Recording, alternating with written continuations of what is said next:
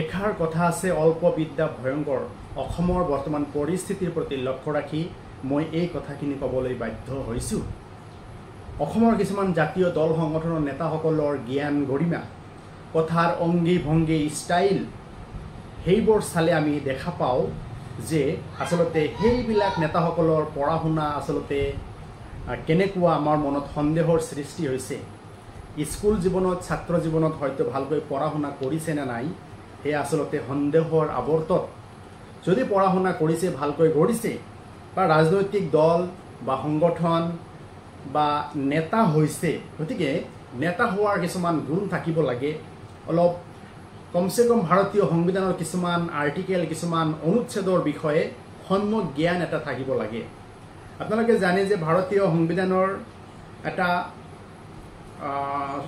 স্বাধীনতাৰ অধিকাৰ এটা আছে, য'ত আৰ্টিকেল 19(1) সাব-ক্লজ ইত স্পষ্টকৈ কোৱা হৈছে, all citizens shall have the right to reside and settle in any part of the territory of India. ভাৰতৰ যিকোনো নাগৰিকে ভাৰতৰ যিকোনো ঠাইত বসবাস কৰাৰ অধিকাৰ এটা সাংবিধানিক অধিকাৰ। এইটো এটা মৌলিক অধিকাৰৰ অন্তৰ্ভুক্তিৰ বিষয় হয়। গতিকে উজনি অসমৰ কিছুমান নেতা দল সংগঠনে কৈ আছে যে মিয়াসকল উজনি অসম এৰিব লাগে। আৰে ভাই, উজনি অসম এইটো ভাৰতৰ অংশ নহয়? উজনি অসম এটা কি অসমৰ অন্তৰ্গত নহয়?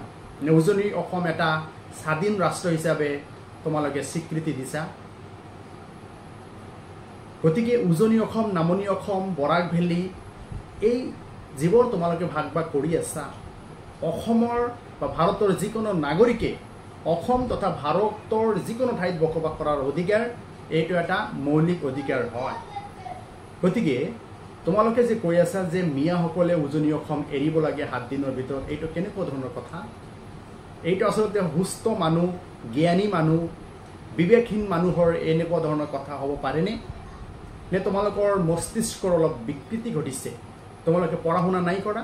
তোমালোকে কমচে কম ভাৰতীয় সংবিধানৰ কিছুমান ফাণ্ডামেণ্টেল ৰাইটছ, আৰ্টিকেল, অনুচ্ছেদৰ বিষয়ে তোমালোকে সম্যক জ্ঞান অৰ্জন কৰিব লাগে। তোমালোকক কৈছোঁ ভালকৈ অলপ পঢ়া শুনা কৰিব লাগে, কাৰণ তোমালোকে যাক মিয়া বুলি কৈছা,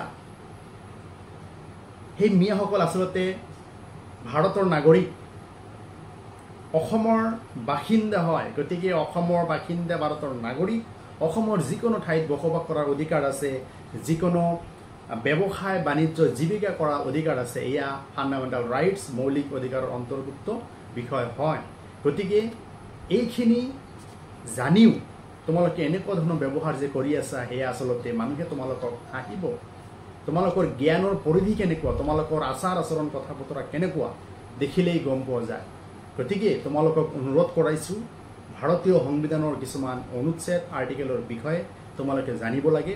তাৰপিছত কিছুমান কথা বতৰা, কিছুমান ব্যৱহাৰ তোমালোকৰ পৰিৱৰ্তন কৰাৰ প্ৰয়োজন আহি পৰিছে।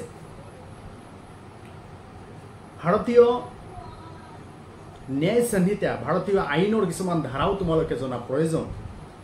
ভাৰতীয় ন্যায় সংহিতাৰ ধাৰা 196, ইয়াত কোৱা হৈছে, promoting enmity between different groups on grounds of religion, race, place of birth, residence, language etcetera and doing acts prejudicial to the maintenance harmony. তোমালোকে caste community, enmity, hatred, ill will, ঘৃণা বিয়পাই আছা। তোমালোকে এটা ধৰ্মৰ মানুহে অইন এটা ধৰ্মক তুচ্ছ তাচ্ছিল্য কৰি আছা। এইবোৰ আচলতে ভাৰতীয় ন্যায় সংহিতাৰ ধাৰা 196 মতে এটা অপৰাধ, যিটো অপৰাধৰ শাস্তি তোমালোকৰ 3 বছৰলৈকে জেল হোৱাৰ প্ৰভিজন আছে। গতিকে জানি শুনিও তোমালোকে আইনবোৰ কেনেকৈ ভংগ কৰি আছা। এই ক্ষেত্ৰত অসম পুলিচে তোমালোকৰ ওপৰত ষ্ট্ৰিক্ট এটা ব্যৱস্থা লোৱা দৰকাৰ। আমি অসম আৰক্ষীক আহ্বান জনাইছোঁ, যিবিলাক ব্যক্তি, যিবিলাক ৰাজনৈতিক, অৰাজনৈতিক দল সংগঠনৰ নেতাসকলে জাতি জনগোষ্ঠীৰ মাজত সাম্প্ৰদায়িক সংঘৰ্ষৰ সৃষ্টি কৰি আছে, ধৰ্মৰ নামত, ভাষাৰ নামত, জাতিৰ নামত। গতিকে সিহঁতৰ মাজত যে শত্ৰুতাৰ ভাৱ সৃষ্টি কৰি আছে, কমিউনেল হাৰমনি যে ডিষ্টাৰ্বেঞ্চ কৰি আছে, গতিকে এই লোকসকলৰ বিৰুদ্ধে যথোপযুক্ত আইনী ব্যৱস্থা গ্ৰহণ কৰিব লাগে। অসম আৰক্ষীক এয়া আমি অনুৰোধ জনাইছোঁ। আৰু ষ্ট্ৰিক্ট এটা পানিছমেণ্ট দিয়াৰ ব্যৱস্থা কৰিলে ভৱিষ্যতত এনেকুৱা ধৰণৰ কমিউনেল হাৰমনি অসমত ব্যাঘাত নজন্মে। গতিকে এয়া আমি আহ্বান জনাইছোঁ, জাতীয় দল সংগঠন নেতাসকলক আহ্বান জনাইছোঁ, ভাৰতীয় সংবিধানে প্ৰদান কৰা অধিকাৰখিনি আপোনালোকে পঢ়িব লাগে।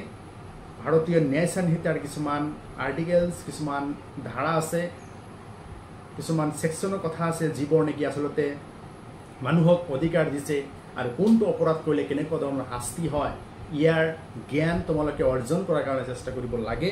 অসমত ভাতৃঘাতী সংঘৰ্ষৰ লগোৱাৰ চেষ্টাৰ পৰা বিৰত থাকিব লাগে, এয়া আমি আহ্বান জনাইছোঁ।